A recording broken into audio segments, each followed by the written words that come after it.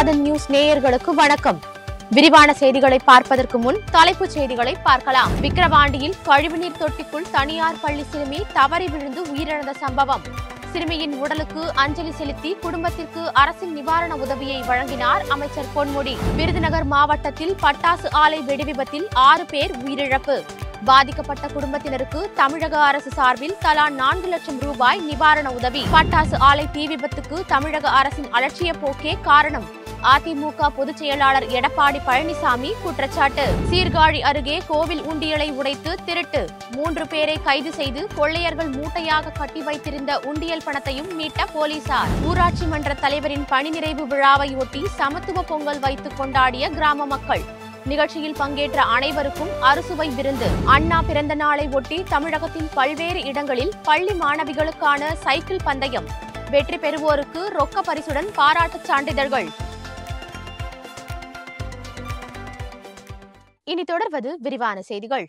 முத்தமிழ் முருகன் மாநாடு விழா சிறப்பு மலரை முதலமைச்சர் மு.க. ஸ்டாலின் வெளியிட்டுள்ளார்.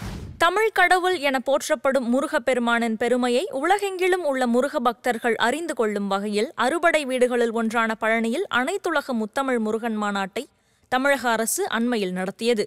இந்து சமய அறநிலையத்துறை சார்பில் கடந்த ஆகஸ்ட் 24, 25 தேதிகளில் இந்த மாநாடு நடைபெற்றது. மாநாட்டு வளாகத்தில் வேளரங்கம், அருள் தரும் அறுபடை முருகனின் மூலவர் காட்சிகள், பார்ப்பவர்கள் பரவசமடையும் மெய்நிகர் காட்சிகள், முப்பரிமாண பாடலரங்கம், சிறப்பு புகைப்பட கண்காட்சி, ஆய்வரங்கங்கள் போன்றவை அமைக்கப்பட்டிருந்தன. மாநாட்டின் 2 நாட்களும் ஆன்மீக சொற்பொழிவுகள், கருத்தரங்கம், இசை மற்றும் நாட்டிய நிகழ்ச்சிகள், கலை நிகழ்ச்சிகள் நடத்தப்பட்டன. இந்த நிலையில் சென்னை தலைமைச் செயலகத்தில் நடைபெற்ற நிகழ்வில் அனைத்துலக முத்தமிழ் முருகன் மாநாட்டு விழா மலரை முதல்வர் மு.க. ஸ்டாலின் வெளியிட குன்றக்குடி பொன்னம்பல அடிகளார் பெற்றுக்கொண்டார். சென்னை புத்தக கண்காட்சியில் நடைபெற்ற புத்தக வெளியீட்டு விழாவில் நாம் தமிழர் கட்சியின் ஒருங்கிணைப்பாளர் சீமான் கலந்து கொண்டு புத்தகத்தை வெளியிட்டார். சென்னை நந்தனத்தில் உள்ள YMCA மைதானத்தில் 48வது புத்தக கண்காட்சி நடைபெற்று வருகிறது. இந்த கண்காட்சியில் பாலமுரளிவர்மன் தொகுத்துள்ள தமிழ் தேசியம் ஏன், எதற்கு, எப்படி என்ற புத்தகம் வெளியிடப்பட்டது. இதில் நாம் தமிழர் கட்சியின் ஒருங்கிணைப்பாளர் சீமான் பங்கேற்று புத்தகத்தை வெளியிட்டார். பப்பாசி தலைவர் சேது சொக்கலிங்கம் அதனை பெற்றுக்கொண்டார். பின்னர் நிகழ்ச்சியில் பேசிய சீமான், துப்பாக்கியை விட கூர்மையான ஆயுதம் புத்தகம் எனவும், புத்தகங்களை தொட்டு பார்த்தால் காகிதம், தொடர்ந்து பார்த்தால் ஆயுதம் என்றார். கச்சத்தீவை மீட்பது ஒன்றுதான் தமிழக மீனவ மக்களின் வாழ்வாதாரத்தை மீட்க ஒரே வழி என்றும் சீமான் குறிப்பிட்டார். விக்கிரவாண்டியில் கழிவுநீர் தொட்டிக்குள் தவறி விழுந்து உயிரிழந்த தனியார் பள்ளி சிறுமியின் உடலுக்கு அமைச்சர் பொன்முடி அஞ்சலி செலுத்தினார். பெற்றோருக்கு ஆறுதல் கூறிய அவர் அரசு அறிவித்த 3 லட்சம் ரூபாய் நிவாரண நிதிக்கான காசோலையையும் வழங்கினார். பள்ளி சிறுமி உயிரிழந்த சம்பவம் தொடர்பாக போலீசார் வழக்கு பதிவு செய்து விசாரணை நடத்தி வருவதோடு தனியார் பள்ளியின் தாளாளர் உள்பட 3 பேரை ஏற்கனவே கைது செய்துள்ளனர். இந்த நிலையில் முண்டியம்பாக்கம் அரசு மருத்துவமனையில் குழந்தையின் உடல் பிரேத பரிசோதனைக்கு பிறகு உறவினர்களுக்கு ஒப்படைக்கப்பட்டது. சொந்த ஊருக்கு கொண்டு வரப்பட்டு வீட்டில் வைக்கப்பட்டுள்ள சிறுமியின் உடலுக்கு வனத்துறை அமைச்சர் பொன்முடி நேரில் அஞ்சலி செலுத்தினார். பின்னர் பெற்றோருக்கு ஆறுதல் தெரிவித்து அரசு அறிவித்த 3 லட்சம் ரூபாய்க்கான காசோலையையும் வழங்கினார். மாவட்ட ஆட்சியர் பழனி, விக்கிரவாண்டி MLA அன்னியூர் சிவா ஆகியோர்களும் அஞ்சலி செலுத்தி ஆறுதல் கூறினர். விருதுநகர் மாவட்டம் சாத்தூர் அருகே தனியாருக்கு சொந்தமான பட்டாசு ஆலையில் ஏற்பட்ட வெடிவிபத்தில் 6 பேர் பரிதாபமாக உயிரிழந்தனர். பாதிக்கப்பட்ட குடும்பங்களுக்கு தமிழக அரசு சார்பில் தலா 4 லட்சம் ரூபாய் நிவாரண உதவி அறிவிக்கப்பட்டுள்ளது. சாத்தூர் அருகில் உள்ள பொம்மையாபுரம் கிராமத்தில் சிவகாசியை சேர்ந்த பாலாஜி என்பவருக்கு சொந்தமான பட்டாசு ஆலை செயல்பட்டு வருகிறது. இந்த பட்டாசு ஆலையில் 50க்கும் மேற்பட்ட அறைகளில் 70க்கும் மேற்பட்டோர் வழக்கம் போல் பட்டாசு தயாரிக்கும் பணியில் ஈடுபட்டு வந்தனர். இந்த நிலையில் பட்டாசுக்காக மருந்து கலவை தயார் செய்த போது திடீரென வெடி விபத்து ஏற்பட்டது. இந்த விபத்தில் பட்டாசுகள் வெடித்து சிதறியதில் 4 அறைகள் தரைமட்டமாகின. அப்போது அங்கு பணியில் ஈடுபட்டு கொண்டிருந்த 6 தொழிலாளர்கள் பரிதாபமாக உயிரிழந்தனர். வெடி விபத்து சம்பவம் குறித்து வச்சக்காரப்பட்டி போலீசார் வழக்கு பதிவு செய்து விசாரணை மேற்கொண்டு வருகின்றனர். மேலும் நிகழ்விடத்தில் சாத்தூர் DSP நாகராஜ், விருதுநகர் ADSP அசோகன் சூரியமூர்த்தி ஆகியோர் நேரில் விசாரணை நடத்தினர். விபத்து தொடர்பாக பட்டாசு ஆலை உரிமையாளர் உள்ளிட்டோர் மீது வழக்கு பதிவு செய்யப்பட்டுள்ளது. இந்த சம்பவத்தில் உயிரிழந்த 6 பேரின் குடும்பங்களுக்கு தலா 4 லட்சம் ரூபாய் நிவாரண உதவி வழங்க முதலமைச்சர் உத்தரவிட்டுள்ளார். ஈரோடு மாநகராட்சிக்கு உட்பட்ட கிருஷ்ணாபாளையம் பகுதியில் சாக்கடை கால்வாய்கள் தூர்வாரப்படாததை கண்டித்து அப்பகுதி மக்கள் போராட்டம் நடத்தினார்கள். அங்கு உள்ள சிந்தன் நகரில் கடந்த 3 வருடங்களாக சாக்கடை கால்வாய்கள் தூர்வாரப்படாமல் இருப்பதால் துர்நாற்றம் வீசுவதோடு பல்வேறு நோய்களுக்கும் அது காரணமாகிறது. இதனால் அங்கு வசிக்கும் குழந்தைகள் முதல் பெரியவர்கள் வரை பலரும் உடல்நலம் பாதிக்கப்படுகின்றனர். அதனால் இங்கு குடியிருக்க முடியாத சூழ்நிலை ஏற்பட்டிருக்கிறது என கூறி அங்குள்ள மக்கள் தங்கள் வீடுகளை விட்டு வெளியேறி போராட்டத்தில் ஈடுபட்டனர். இந்த சம்பவம் அங்கு பரபரப்பை ஏற்படுத்தியது. திண்டுக்கல் மாவட்டம் பழனியில் பிரில்லியண்டியா 2025 என்ற தலைப்பில் அறிவியல் கண்காட்சி நடைபெற்றது. பழனி அருகே கணக்கன்பட்டி என்ற பகுதியில் உள்ள தனியார் பள்ளியில் மாணவ மாணவிகளுக்கான அறிவியல் கண்காட்சி நடைபெற்றது.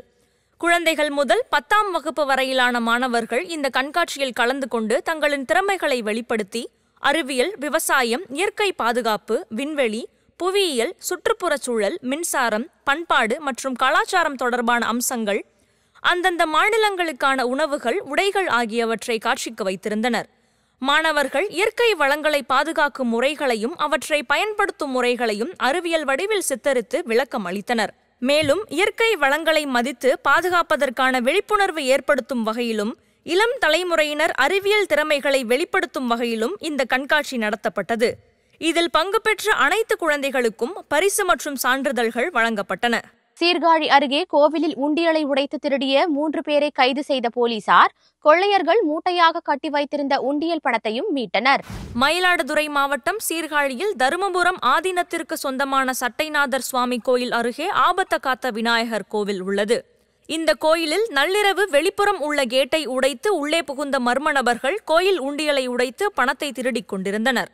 அப்போது அவ்வழியாக இரவு நேர ரோந்து பணியில் ஈடுபட்டிருந்த போலீசாரை கண்டதும் கொள்ளையர்களில் ஒருவர் தப்பி ஓடிய நிலையில் மற்ற இருவரையும் போலீசார் மடக்கி பிடித்தனர். கொள்ளையர்களிடம் இருந்து கோயில் உண்டியலில் கொள்ளையடித்த சுமார் 2 லட்சம் ரூபாய் மதிப்பிலான காசு மூட்டைகளை போலீசார் பறிமுதல் செய்தனர். மேலும் தப்பியோடியவர் காட்டுப்பகுதியில் பதுங்கியிருந்த போது சுற்றி வளைத்து போலீசார் கைது செய்தனர். கோயில் உண்டியலை கொள்ளையடிக்க முயன்ற 3 பேரிடமும் போலீசார் தொடர்ந்து விசாரணை நடத்தி வருகின்றனர். திருவண்ணாமலை மாவட்டம் கலசப்பாக்கம் அருகே ஊராட்சி மன்ற தலைவரின் பணி நிறைவு விழாவை முன்னிட்டு சமத்துவ பொங்கல் வைத்து கொண்டாடி கிராம மக்கள் பிரியாவிடை அளித்தனர். திருவண்ணாமலை மாவட்டம் கலசப்பாக்கம் அடுத்த புதுப்பாளையம் ஊராட்சி ஒன்றியத்தில் வரும் 5ஆம் தேதியுடன் ஊராட்சி மன்ற தலைவர்கள் மற்றும் வார்டு உறுப்பினர்களின் பதவிக்காலம் நிறைவடைகிறது. பதவி நிறைவு விழாவை கிராம மக்கள் சமத்துவ பொங்கல் வைத்து கொண்டாடி உள்ளாட்சி பிரதிநிதிகளுக்கு பிரியாவிடை அளித்தார்கள். புதுப்பாளையம் ஒன்றியம் அள்ளியந்தல் ஊராட்சி மன்ற தலைவர் பொம்மி முருகன் தலைமையில் இந்த விழா நடைபெற்றது. இதில் பங்கேற்ற உள்ளாட்சி மன்ற பிரதிநிதிகள் மற்றும் பொதுமக்கள் அனைவருக்கும் சமத்துவ பொங்கலுடன் அறுசுவை உணவும் வழங்கப்பட்டது. அண்ணாவின் பிறந்த நாளை முன்னிட்டு திருவள்ளூர் மாவட்ட விளையாட்டு அரங்கத்தில் மிதிவண்டி போட்டியை அமைச்சர் நாசர் கொடியசைத்து துவக்கி வைத்தார். தமிழ்நாடு விளையாட்டு மேம்பாட்டு ஆணையத்தின் சார்பில் இந்த போட்டிக்கு ஏற்பாடு செய்யப்பட்டது. ஆண்கள், பெண்கள் என இருபாலருக்கும் தனித்தனியாக போட்டி நடத்தப்பட்டது. இந்த போட்டியை சிறுபான்மையினர் நலன் மற்றும் வெளிநாடு வாழ் தமிழர் நலத்துறை அமைச்சர் நாசர் இன்று தொடங்கி வைத்தார். 13 முதல் 17 வரை உள்ளவர்கள் பங்கேற்கும் வகையில் வெவ்வேறு வயது பிரிவு அடிப்படையில் போட்டிகள் நடத்தப்பட்டன. இதில் முதல் இடத்தை பிடிப்பவர்களுக்கு 5000 ரூபாயும், 2ஆம் இடத்தை பிடிப்பவர்களுக்கு 3000 ரூபாயும், 3ஆம் இடத்தை பிடிக்கும் மாணவ மாணவியருக்கு 2000 ரூபாயும் ரொக்க பரிசு அறிவிக்கப்பட்டது. மேலும் 4 முதல் 10 இடம் வரை பெறும் ஒவ்வொரு மாணவ மாணவியருக்கும் தலா 250 ரூபாயும் சான்றிதழ்களும் வழங்கப்பட்டன. ஈரோடு மாவட்டம் கோபிச்செட்டிப்பாளையம் அருகே உள்ள பாரியூர் வெள்ளாளபாளையத்தில் திருட்டு போன நகைகளை மீட்டு தரக்கோரி கிராம மக்கள் காவல் நிலையத்தை முற்றுகையிட்டு புகார் அளித்தனர். கோபிச்செட்டிப்பாளையம் அருகே உள்ள பாரியூர் வெள்ளாளபாளையம் பகுதியில் குணசேகரன் என்பவர் தனது குடும்பத்துடன் தோட்டத்தில் உள்ள வீட்டில் வசித்து வருகிறார். இந்த நிலையில் கடந்த 3 மாதங்களுக்கு முன்பு குணசேகரன் தனது குடும்பத்துடன் உறவினர் வீட்டிற்கு சென்று வீடு திரும்பிய போது பீரோவில் வைத்திருந்த 8 பவுன் நகை மற்றும் 15000 ரூபாய் பணம் காணாமல் போனதை கண்டு அதிர்ச்சியடைந்தார். இது தொடர்பாக காவல் நிலையத்தில் அவர் புகார் அளித்த நிலையில் எந்த நடவடிக்கையும் எடுக்கப்படாததால் குணசேகரன் முதலமைச்சரின் தனிப்பிரிவு, தலைமைச் செயலகம், காவல்துறை இயக்குனர் மற்றும் ஈரோடு மாவட்ட ஆட்சியர், ஈரோடு காவல்துறை கண்காணிப்பாளர் உள்ளிட்ட பலருக்கும் மனு அளித்திருந்தார்.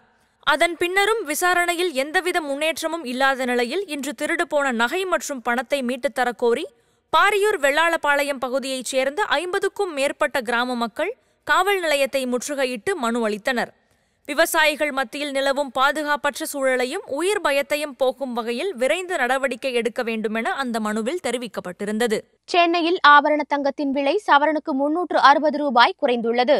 ஒரு சவரன் 57,720 ரூபாய்க்கு விற்பனை செய்யப்படுகிறது.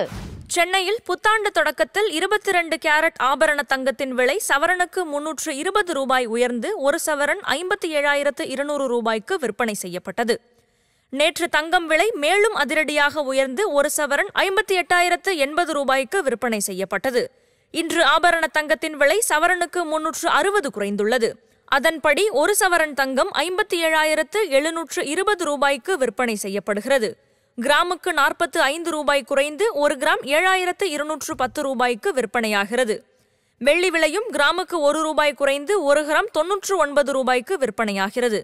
தமிழகத்தில் வரும் 10ஆம் தேதி தஞ்சை உள்ளிட்ட 5 மாவட்டங்களில் கனமழை பெய்ய வாய்ப்புள்ளதாக வானிலை ஆய்வு மையம் தெரிவித்துள்ளது. இது தொடர்பாக சென்னை வானிலை ஆய்வு மையம் வெளியிட்டுள்ள செய்திக்குறிப்பில் கிழக்கு திசை காற்றின் வேக மாறுபாடு காரணமாக வரும் 9ஆம் தேதி வரை கடலோர தமிழகத்தில் ஓரிரு இடங்களில் லேசானது முதல் மிதமான மழை பெய்யக்கூடும் என்றும் காலை வேளைகளில் லேசான பனிமூட்டம் காணப்படும் எனவும் கூறப்படுகிறது.